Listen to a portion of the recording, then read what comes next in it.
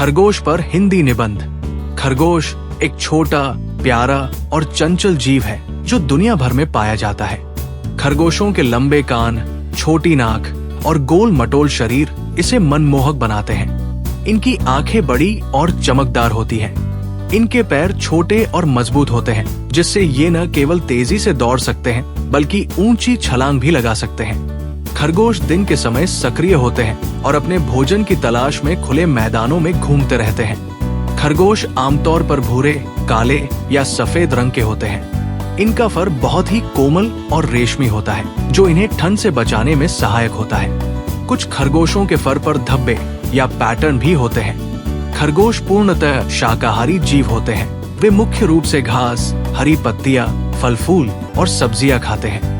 इनके दांत लगातार बढ़ते रहते हैं, इसलिए वे हमेशा कुछ न कुछ चबाते रहते हैं, जिससे उनके दांत प्राकृतिक रूप से घिसते रहते हैं। खरगोश अत्यंत सामाजिक और मिलनसार प्राणी होते हैं। वे अकेले रहने के बजाय समूह में रहना पसंद करते हैं। इनके समूह को वारण कहा जाता है। इन समूहों में खरगोश एक दूसरे की देखभाल करते हैं और खतरे के समय एक दूसरे को चेतावनी देते हैं।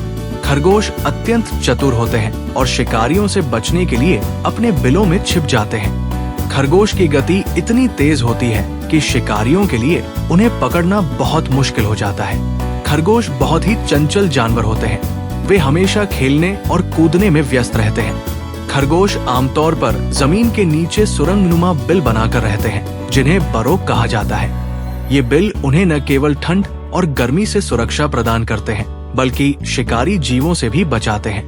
वे अपने बिलों को बहुत साफ रखते हैं और अपने शरीर को भी साफ करते रहते हैं। जंगलों और घास के मैदानों में रहने वाले खरगोश अपने लिए बहुत ही जटिल और गहरे बिल बनाते हैं, जिनमें शिकारियों से बचने के लिए कई प्रवेश और निकास द्वार होते हैं। पालतू जानवर के रूप में भी खरगोश बहुत लोकप्रिय है, क्योंकि ये स्वभाव से शांत, सौम्य और मित्रवत होते हैं।